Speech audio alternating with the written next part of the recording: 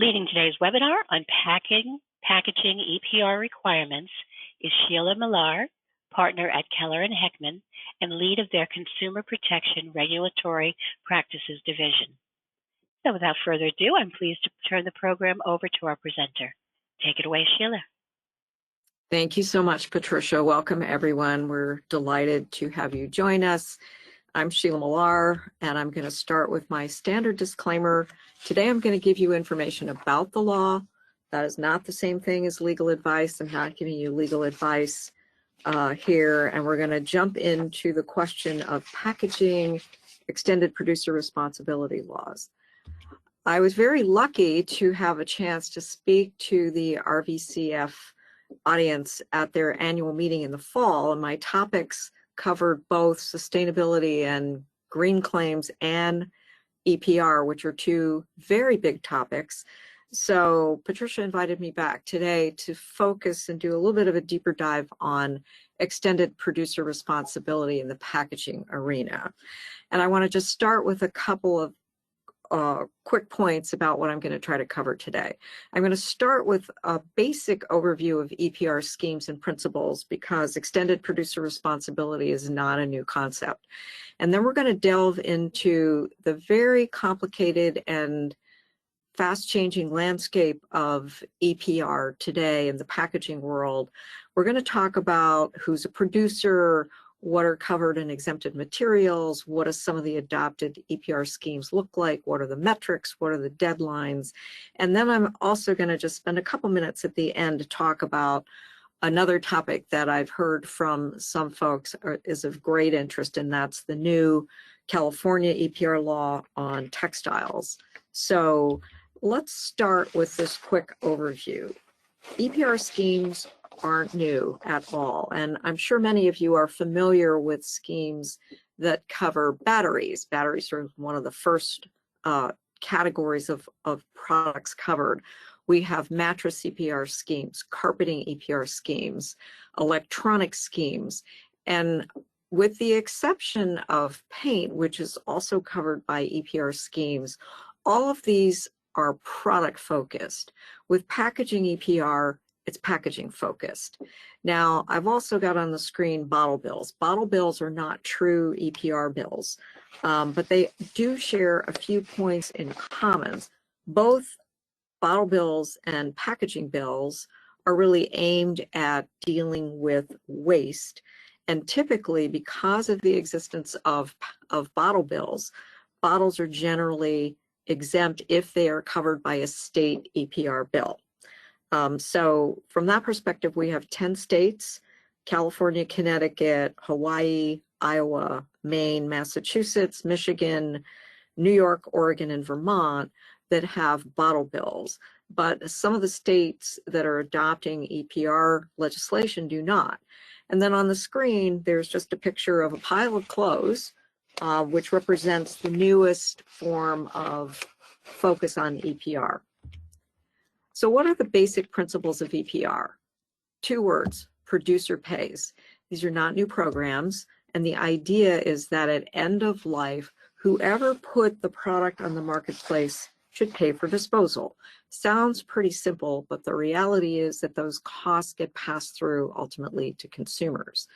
And as we've seen, the focus on packaging really brings in, depending on the state law, because this is state law driven, a much broader array of industries than we've seen with prior EPR bills. So if you don't make mattresses or carpeting, you've never been affected by mattress and carpeting EPR bills. If you're not selling paint or producing paint, you're not affected by the paint laws. But pretty much everybody makes packaging.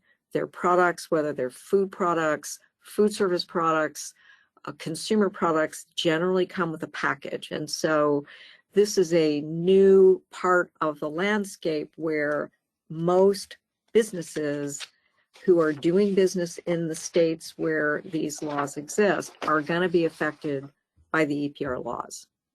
So let's dive into just some general U.S. packaging EPR trends. So good news, bad news, we have 5 laws. So only 5 states, but they're 5 pretty important states from a marketing standpoint.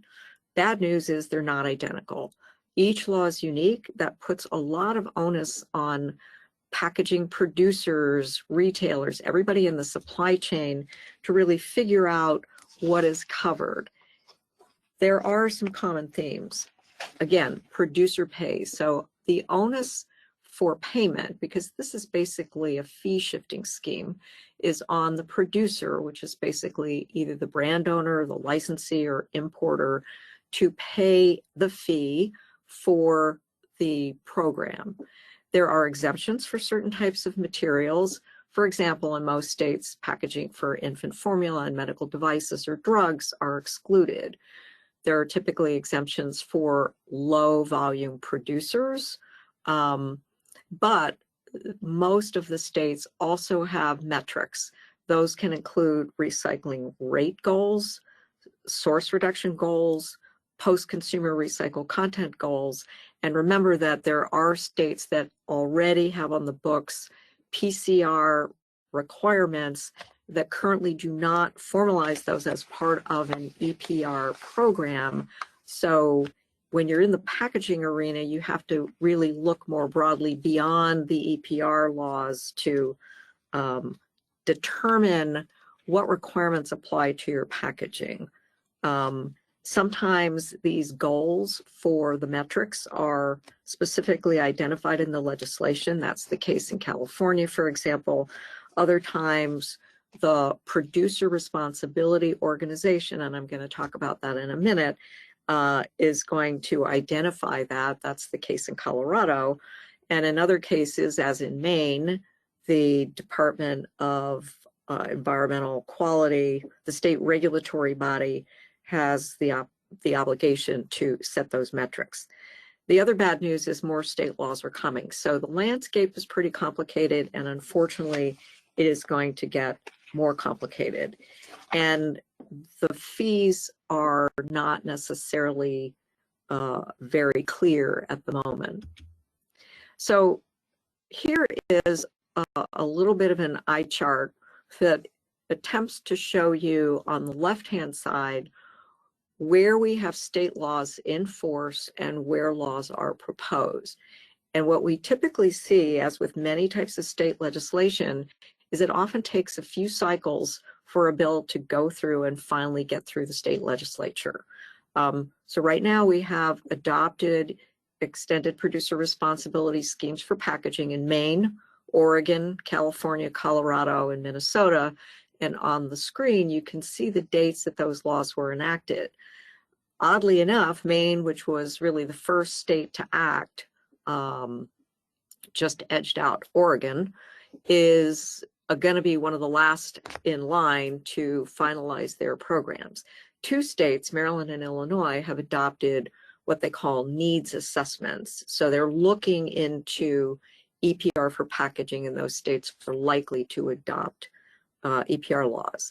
On the right-hand side, you have a list of a number of states that have been working on EPR. In some cases, you know, Kentucky, not necessarily a state that you would think is top of mind, and the state has been inactive for a few years, same in Pennsylvania. But as you can see, Hawaii, which is pretty forward-looking on some environmental provisions, New York. So you see states that have continually introduced legislation, and those are states that folks are looking at very carefully for potential action this year. So let's turn to what's covered in the EPR packaging bills. So in California, we have single-use packaging, single-use food service ware, including plasticware, plastic-coated paper, paper with intentionally added plastic, and multi-layer flexible materials. Colorado is pretty broad. Colorado's definition includes single-use food service ware, which would be trays, plates, bowls, clamshells, the whole array of food service ware that you might expect. They also include packaging materials supplied to or purchased by consumers for the express purpose of facilitating food or beverage consumption, that are ordinarily disposed of after a single or short-term use, not designed for reuse or refill, as well as more broadly packaging material generally made out of any type of material, so glass, paper, plastic, etc. Colorado is a little different because they exclude B2B packaging unless the packaging is being supplied to a B2B customer who is going to sell it in that form to a customer. So the nuances of these definitions, as I hope these comments illustrate, are very, very important. So in Maine, packaging material pretty broadly defined. In Oregon, they're covering packaging, food serviceware, and printing and writing paper. So when we think about trash today, and who doesn't want to think about trash today, there is a lot of paper that's thrown out. And so when we look at volume, ease of recycling, ease of composting, these are features of many of the laws that apply in the space. So that's just a quick overview of the details of what's covered in these 5 states. Oh, Minnesota, I forgot Minnesota. Minnesota actually also has very similar requirements to the other ones. Again, nuances of definitions mean that if you're a covered producer, and frankly, a lot of folks in the supply chain are going to be covered producers, and I'll explain why in a few minutes, you need to really carefully decide what is the scope of the state law based on the products you're selling into that state to determine whether you're an obligated producer or what specific obligations you may have. So looking now at exemptions, we have exempt packaging materials in each of the states. Again, Maine was the first to act, but Maine actually has the most limited enumerated exceptions in their statutory framework. So they basically include packaging for long-term storage. That's pretty much it for Maine, but the state then can adopt additional exemptions by rulemaking by the Department of Environmental Protection, or DEP. In Colorado, Minnesota, and Oregon, as well as in California, we look at exemptions for infant formula, for medical food and drug packaging, as I said earlier. So Maine is a little bit of an outlier without expressly acknowledging that exception. We also have in Oregon cores and wraps for rolls of packaging sold by a mill to a packaging converter. So again, what that shows you is that the B2B sales are not excluded in Oregon.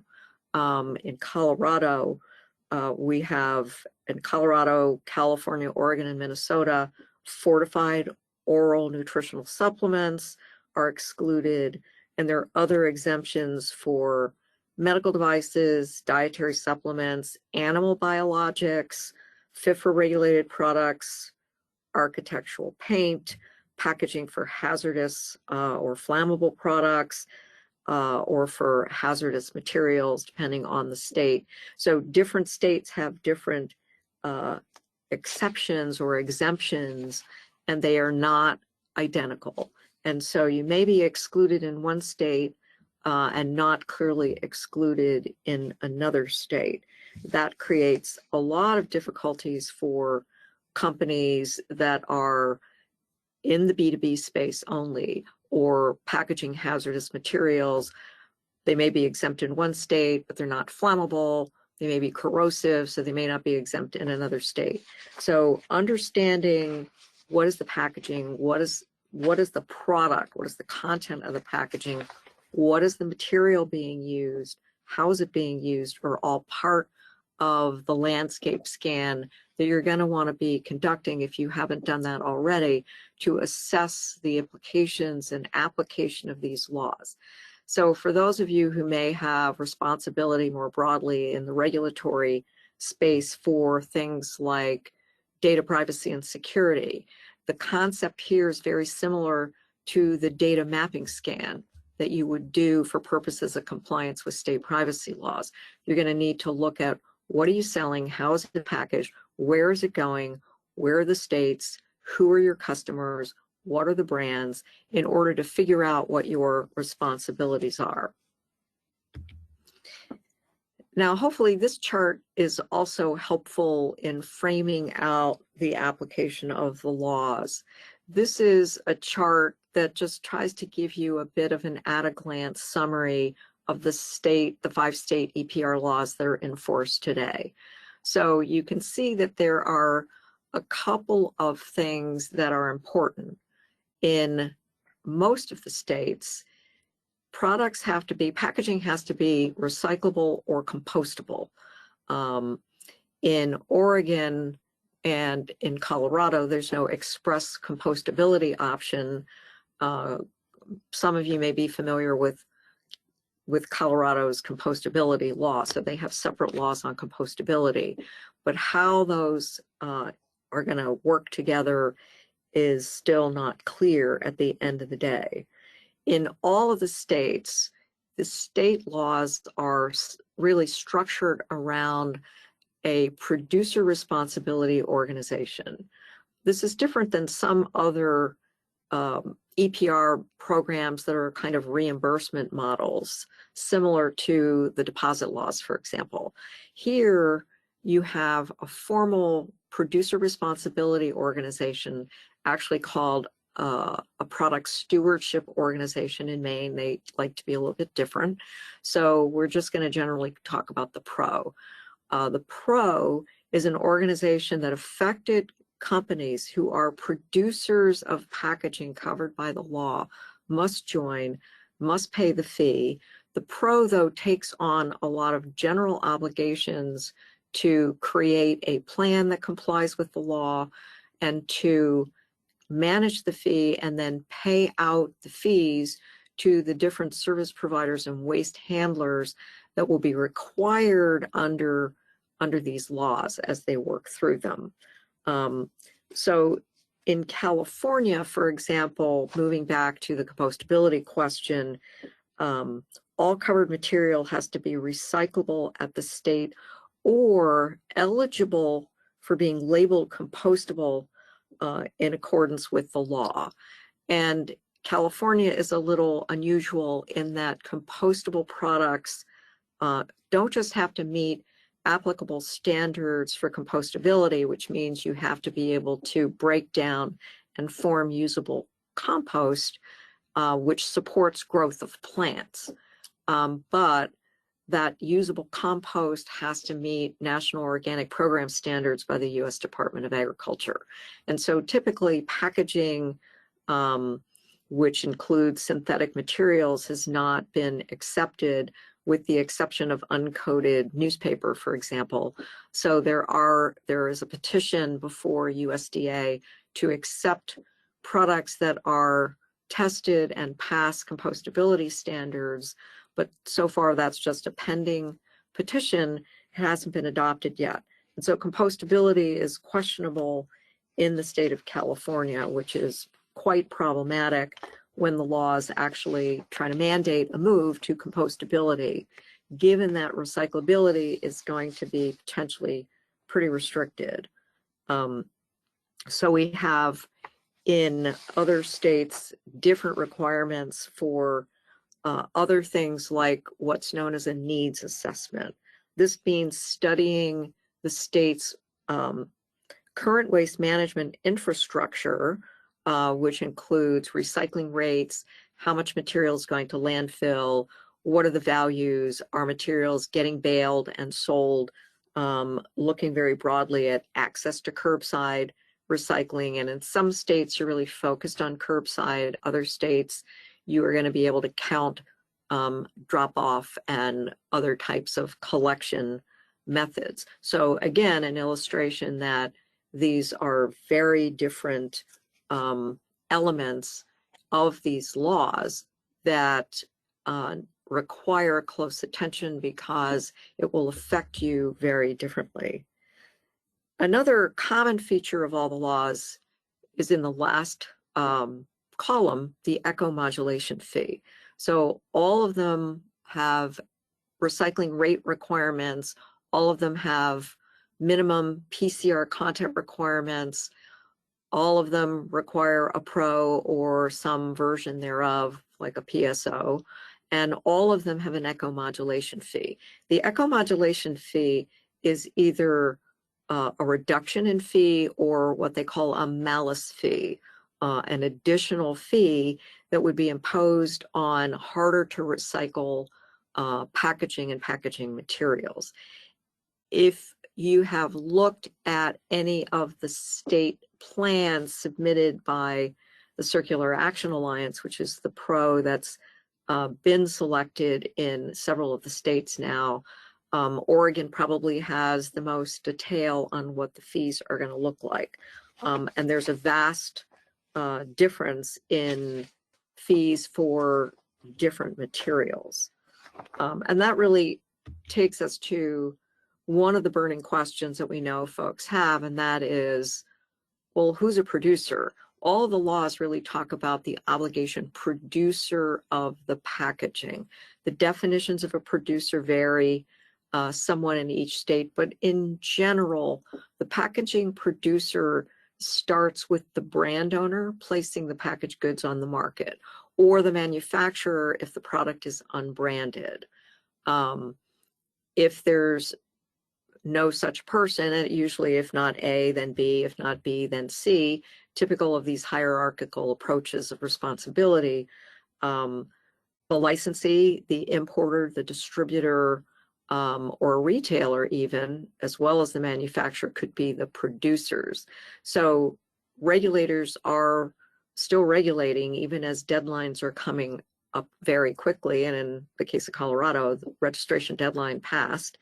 I'll talk about that in a minute as well. But that is critical for each company to look at the state laws and assess precisely what is and is not covered in terms of the packaging you are placing on the market. Either you're manufacturing, you're purchasing, you're using, you're selling and marketing into the state. And then you're also going to be wanting to look at very specific commercial issues. For some clients we've talked with, they don't have a presence in the state. They're selling and they sell FOB origin. FOB origin, the sale occurs in Washington, D.C., or in a state perhaps that does not have an EPR law. So who's the obligated producer in that case? These are issues that can be negotiated. So the point is that a responsibility for the producer obligations can be negotiated, and frankly is currently being negotiated between commercial parties even as we speak. But it's going to be hard to negotiate those details unless you have a clear idea of what the law does and does not require. Frankly, I think a lot of packaging producers are stepping up and taking on responsibility. In other cases, the brand is taking on that responsibility, sometimes because these programs do fit in with larger ESG, environmental social governance initiatives, commitments on source reduction, reaching recycling rates, minimum PCR content, and other environmental commitments that may be reflected in their own ESG programs. So EPR is becoming a more important part of ESG, but is not ESG. It's very, very different. But some of the elements of EPR, in particular, potential impacts on reduction of emissions, reduction of climate and global warming emissions, reduction in fossil fuel use, all of these are potentially going to be part of the equation of evaluating the EPR obligations. So another quick word, because we get this question very frequently, relates to online sales. Several of the states, Colorado, Minnesota, and Oregon, address internet sales expressly. So the producer of the shipping package is the obligated producer for that part of the sale, right? It's the shipping container. So the entity who packages the item would be the producer of that item. But if inside the shipping bag or the carton, you have a sweater in a flexible bag with the brand name, the brand who produces the sweater is the obligated producer for that, for the sweater's packaging, but the shipping container for the sweater and the sweater's packaging would be the shipper who produces it. So the online platform, for example, would be the obligated producer in those situations. So again, I go back to the concept of map what you're doing. Look at where does your brand appear, where are you having unbranded items, who's responsible, who are you working with, and what, if any, exemptions might apply to address who that responsibility falls to. So I mentioned the Circular Action Alliance, which is really the most important entity in the EPR packaging space. 4 of the 5 states that have enacted EPR packaging legislation, Oregon, California, Colorado, and Minnesota, have approved Circular Action Alliance as the pro. And in fact, the state of Maryland, which recall I said earlier has essentially a study bill, has designated CAA as the pro to work with for their study bill. Maine has not yet identified a pro, but it's interesting that in 2 of the states, you could approve more than one pro, but as a practical matter, the scope of the obligations are pretty challenging, and it seems unlikely that an additional pro might be formally appointed by a state. Frankly, in a couple of instances, CAA was the only entity that even evinced any interest in being the pro. And so very big players in the consumer brand space, the food and drug space, and the packaging space really were founding supporters of the Circular Action Alliance, and its membership is really growing as a result. So in Maine, we expect that there will be a single packaging stewardship organization, and eventually we think it's likely to be CAA. There are some additional exemptions for small volume producers, for example, and that's captured on the chart. In some cases, the state has to establish a process for those exemptions, and the metrics and standards for those exemptions may change. But those are basic requirements for what the pro is going to do. And if you're following this, for example, in Oregon, the Pro Circular Action Alliance was just approved in February, and likewise, just a few weeks ago, CAA was approved in Minnesota. But in Oregon, the Circular Action Alliance submitted multiple detailed versions of their plan, responding to various questions raised by the Department of Environmental Quality in Oregon about the program. And there are metrics in Oregon, for example, that each of the PRO's members must have a combined market share of greater than 10% of all covered products. So there are, again, very many differences on some of those key issues. So another at-a-glance chart to help you understand what some of the key metrics are. And we've kind of been able to break them into California, Oregon, and then the 3 other states, Colorado, Maine, and Minnesota. So you can see on the chart that there are different requirements for source reduction. In California, the legislation expressly requires source reduction at a 10% level in the 2027 to 29 timeframe, 20% from 2030 to 31, and 25% after 2032. There are minimum recycling rates that are established and minimum PCR requirements that aren't specified, but there are separate legal requirements for PCR on certain types of packaging in the different states. And as I mentioned earlier, some of the states you have to be recyclable or compostable, but there are some barriers to achieving compostability in some of the states. In Oregon, the source reduction requirements are not established in the law.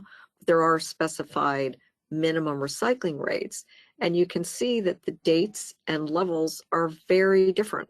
So 30% in 2028 and 29, 25% in California, 25% in Oregon by 2028, but it jumps to 50% by 2040 as compared to 40% in California in 2030-31, and then 65% in 2032 in California and 70% by 2050.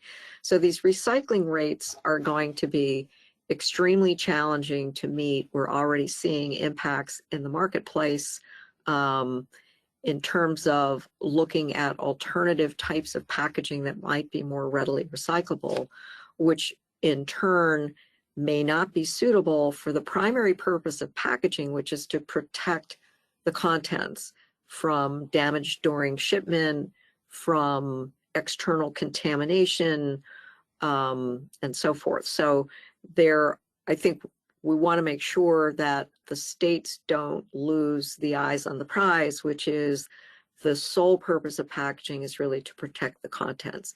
Can we do it by reducing weight, lightweighting, eliminating some unnecessary packaging? Perhaps. There may be categories where that's going to be really challenging. And then remember that the other role of packaging is it's part of your marketing strategy. It catches the eye on shelf to consumers. You want to differentiate yourself. And you also have not just the protective purpose, but the theft reduction purpose. And frankly, for some products, you have to package the products in more packaging than you might otherwise require because of mandatory labeling and other information that's required on the package. So we have a variety of requirements that will apply to packaging that aren't necessarily evaluated by the packaging EPR laws. So I talked about the PRO, and so let's talk a little bit about some of the key deadlines. Deadlines are important. So the Circular Action Alliance, as I said earlier, was formed by a number of major consumer brands and packaging producers, and they've been helping to organize the PRO, and so that the PRO can respond to these many different regulatory requirements.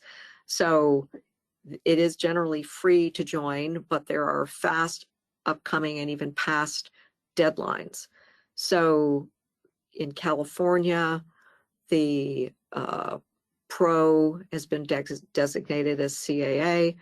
They have to register. Any obligated producer has to register by July 1. Colorado, the initial plan proposal has been approved and Circular Action Alliance has been approved, but the deadline to register actually was in last fall. The Oregon plan, as I mentioned, has been approved. Minnesota just approved CAA a couple of weeks ago on February 18th. And so what we're seeing is upcoming deadlines that are relevant. So I'm going to come back to the point of deadlines for registration, but let's talk for a second about the metrics. So as I mentioned, in California, the metrics are set by legislation.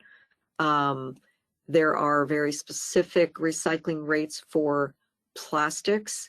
and anybody who's in the EPS food service ware, it's essentially banned. Food service ware does not include all EPS packaging. So basically food service ware is really more for takeaway consumption, but the ability to achieve these recycling metrics is going to be challenging for a lot of material. And all covered material must be recyclable or eligible to be labeled compostable by January 1st, 2032.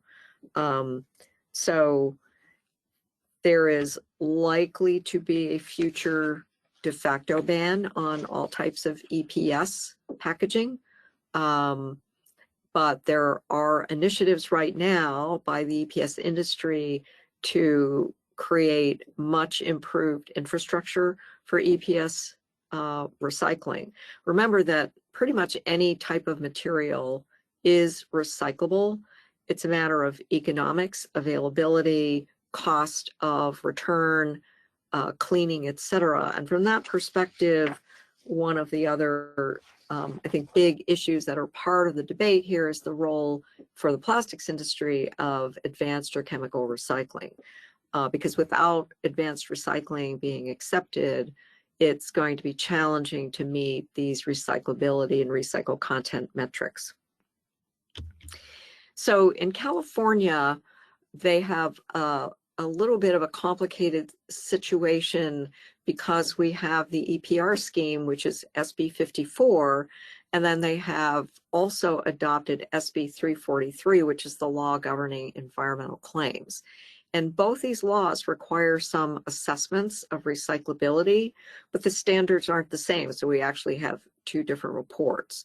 The EPR requirements are geared to some action by the Cal Recycle, and they had a meeting called an information session in early February to talk about the second report done under SB 54, the EPR law, that looked at different aspects of recyclability and compostability. Now, they're also saying this study doesn't necessarily establish whether or not you can make a claim about the product, but it's simply looking at whether the products are picked up and recyclable to the requisite percentage or number of Californians to categorize it as recyclable, and then separately whether the product would be able to be labeled as compostable without regard to the separate requirement that the resulting compost has to meet NOP standards for under the USDA organic program, which is a very big barrier, as I mentioned earlier. So the Cal Recycle folks indicated at the listening session in February that this latest report and the list of what they call covered materials is not necessarily final. There'll be additional work, possibly additional changes to the list. And because we have these two different laws, it's super frustrating to have two different reports, two different schemes that aren't fully aligned. Cal Recycle basically responded that they can't align the two bills because they're created under different legislative instruments that require them to do different things because the laws were published and passed at different times. But compostability determinations come into effect on January 2026 in California, which is why folks who are doing compostability certifications and assessments are working hard to see if the USDA will accept those materials. So again, just another indication of the complexity of the landscape.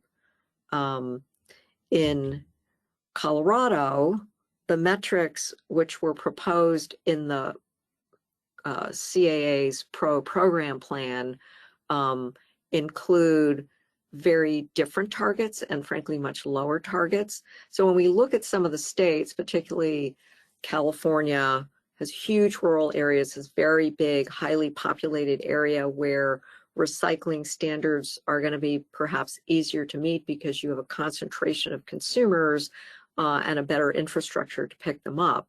Colorado also has some pretty well populated area, but vast areas of rural areas. And so that's the same in Oregon. So you can see that the post-consumer recycled targets are relatively low for paper and paper packaging, with maybe exceptions for things like wet strength paper, where it may be hard to bring in PCR content and meet the requirements.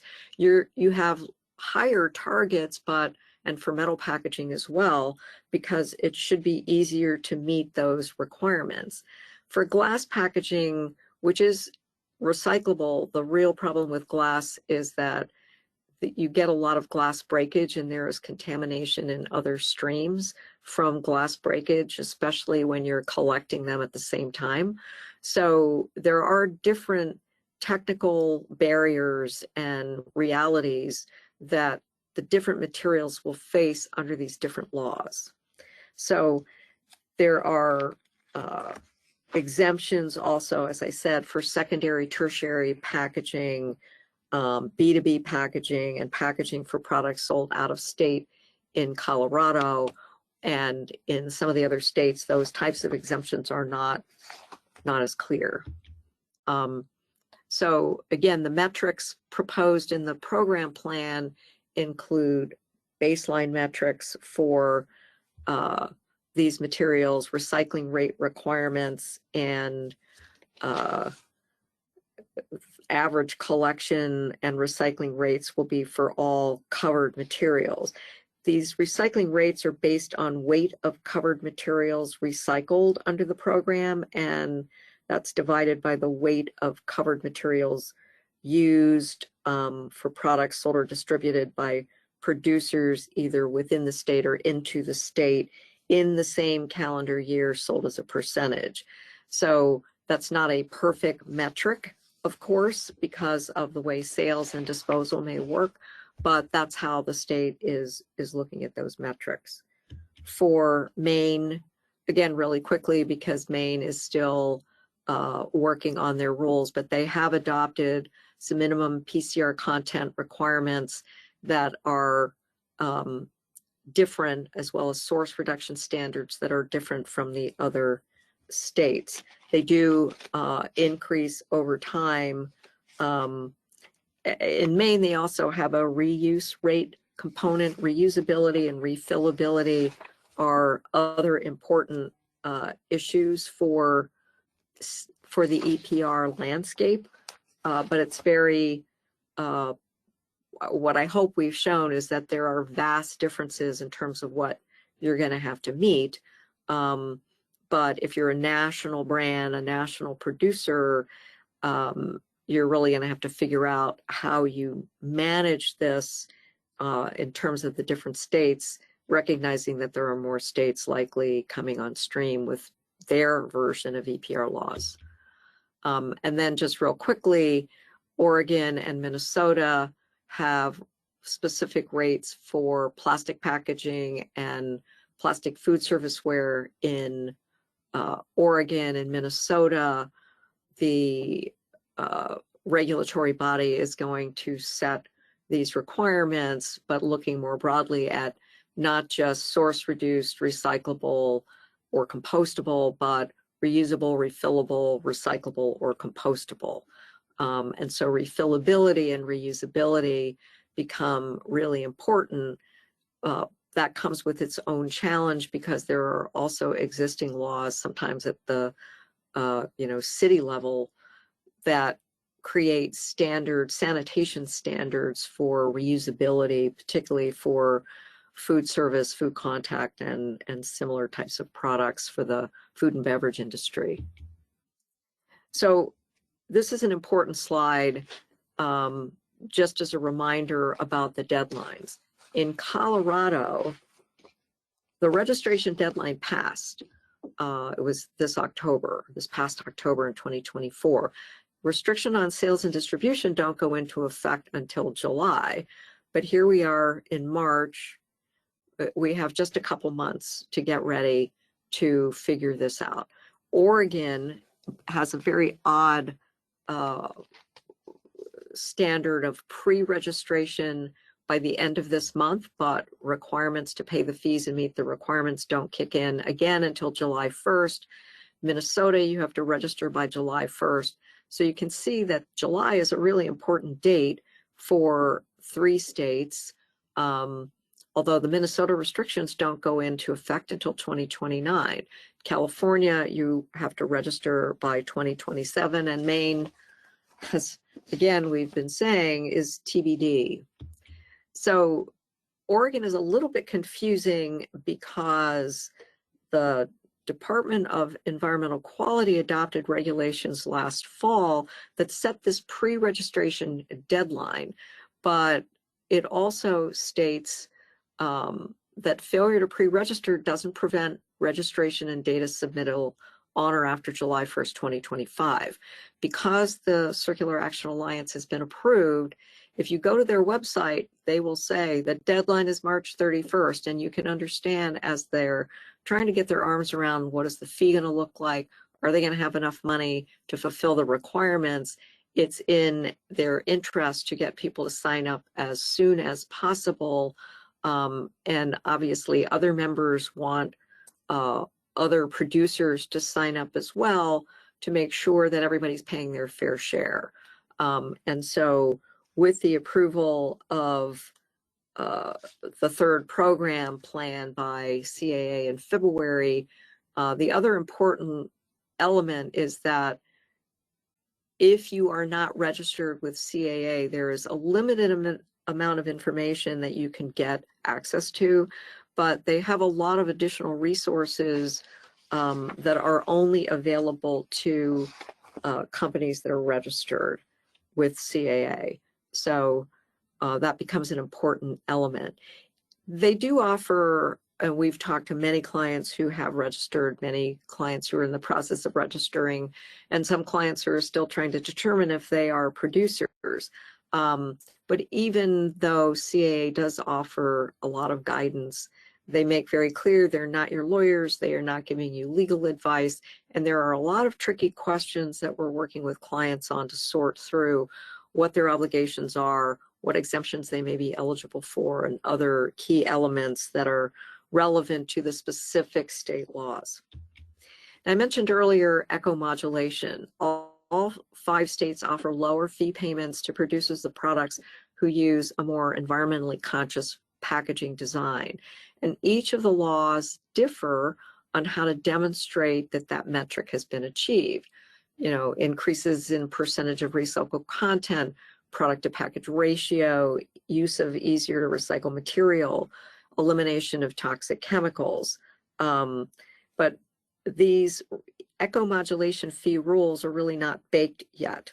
However, if you go to the Circular Action Alliance website and look at their Oregon plan, they have probably the most complete breakdown of fees. How they look at setting fees for different materials is proprietary, that's not visible, but the end result is visible. So we see fees on the order of 1 cent a pound for white paper, 3 cents a pound for corrugated, and then up to essentially almost, you know, $2.80 a pound for packaging for hazardous materials like motor oil or corrosive chemicals, certain materials such as those that are very difficult to recycle, but the packaging requirements are driven by the need to protect the contents to avoid corrosion or to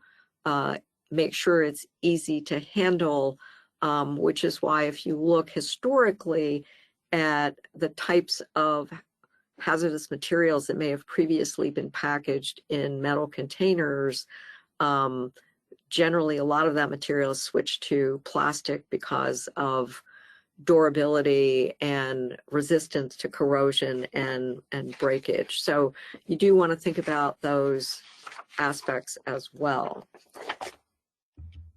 So what's the role of the packaging industry? Again, the manufacturers of the actual packaging material may not be the producer. That could be the brand. So if you are making bottles for one of the major national beverage companies that's going to bear their brand, the beverage company might be the obligated producer, recognizing that a lot of the responsibility can be negotiated between the parties. The state EPR schemes and the program fees are going to be a driver for changes to packaging design and composition. Again, and we've talked about this earlier, design changes to reduce the amount of packaging, so source reduction, switching to materials that are more readily recyclable or compostable, assuming we get through some of the barriers to compostability, increased PCR content. So you're really looking at elimination of toxic materials. We see this in laws like the toxics and packaging laws that are available in many states as well, that most of you are probably familiar with. And so even if you don't qualify as a producer because you aren't the brand, your customer is taking responsibility. If you're the upstream packaging producer, you will see the downstream effects because there will be implications for the marketplace as changes occur. So let me just quickly turn in my last couple of minutes here to what's next on the EPR landscape. We talked at the beginning about the sector-specific EPR laws that are in place, and next up is textiles. So California adopted a textile EPR law, which includes apparel and other textile items. So the definitions, for those of you who are familiar with the Textile Fiber Products Identification Act, largely track that. So things like non-woven wipes and diapers, they're not included because they're not generally textile products. The obligations for producers are very similar to the obligations under the packaging EPR laws. The timelines are pretty quick. So remember, we have time under the packaging EPR law to really still work through some of these questions. But the formation of the pro and joining a pro is, a year and a few months from now. So July 1st, 2026. And what they're doing is leveraging the requirements of the packaging EPR law to use as a model for textile EPR law. What that means is also that Cal Recycle is going to be working on regulations, but we would expect that many of the regulations are going to be very similar to what we see for packaging EPR. But as with the packaging EPR, textile EPR is going to expand. There's literally no question about that. We've seen proposed laws in New York and Washington. New York has advanced a textile EPR bill over the past couple of years, and so we are going to see more action there. We didn't really mention Europe. Our focus today is on the US, but there's the Packaging Waste Directive in Europe.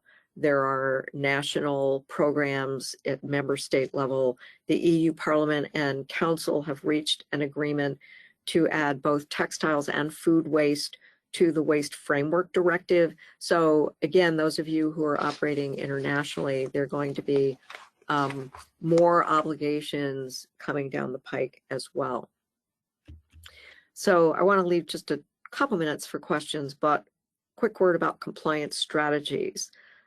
This is a very challenging landscape, and I think there have been people who have been early adopters who are well on their way. They really understand the landscape, and a lot of companies are still scrambling.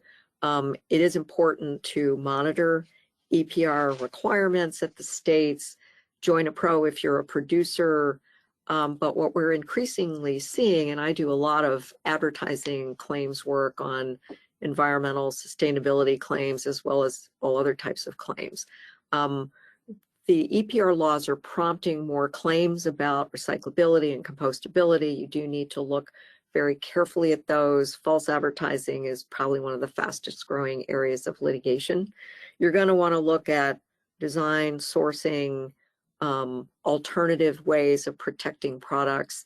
And ultimately, a lot of the fees are going to go to support investments in recycling infrastructure.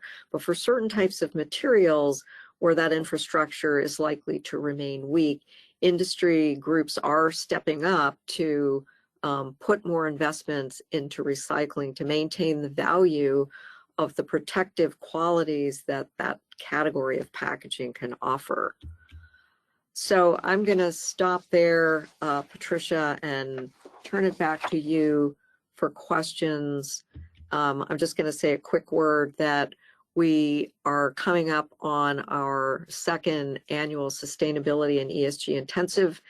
ESG and sustainability are not synonymous with EPR, but EPR is certainly a focal point of ESG and sustainability. So if you're interested in attending our in-person session, we would invite you to do so. So Patricia, back to you.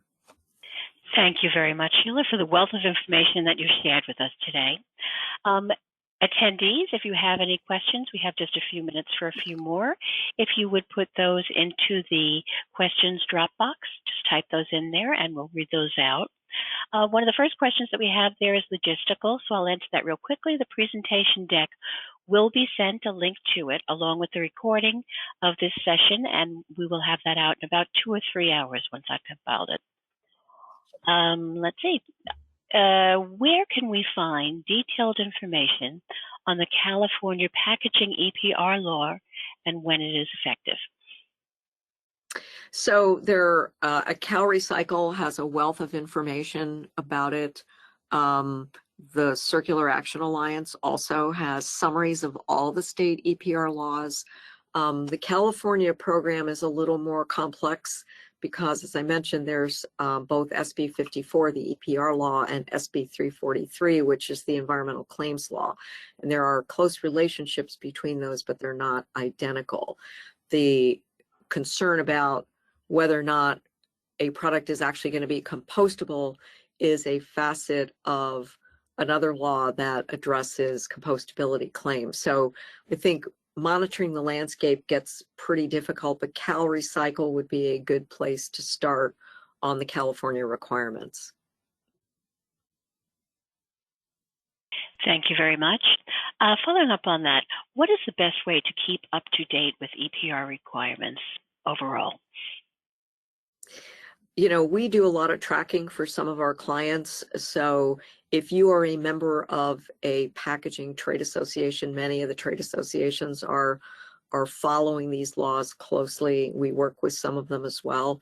But I think if you have, what we're finding is that for many of our clients, they have very precise questions about the type of materials they're using, the sectors in which they're producing packaging. So the requirements for packaging for food and beverage and different types of food and beverage are going to be different than if you're packaging electronic products or refrigerators, right?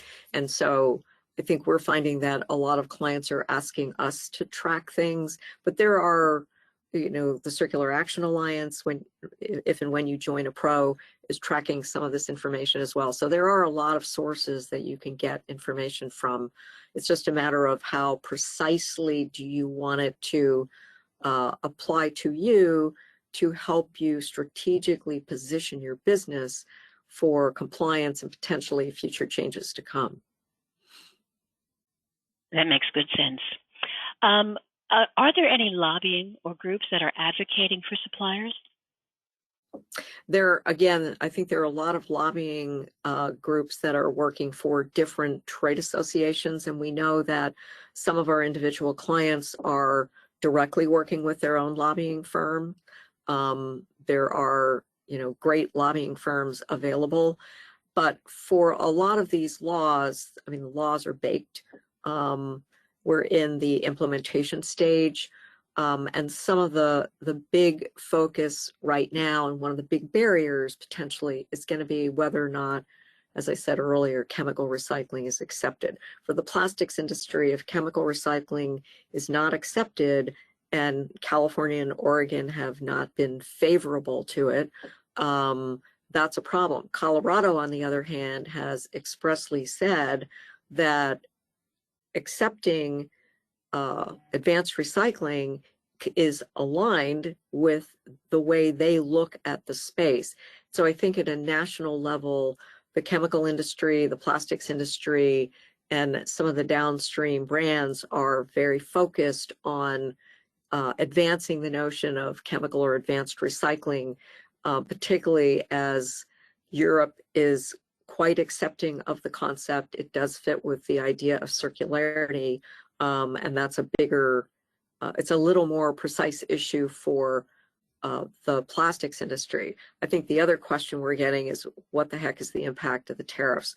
Because some paper-based raw materials come from Canada in particular. That's going to have an effect on costs, and these fees are going to have a big effect on costs. So I think it makes good sense to look very strategically at how these different laws will affect your business at a pretty granular level, and we know that a lot of our clients are doing that. Of course. Fortunately, we are out of time for the webinar today, so we will have to close out this session. Thank you all for attending, and we will send a link to the on-demand version of this webinar following the program as soon as that file is available, and that will include the presentation deck to be downloaded as well. And if you have any future questions about the material covered in today's presentation, I will send out contact information for Sheila Millar. Thank you all and have a very great day. Thank you. Thank you. Bye-bye all.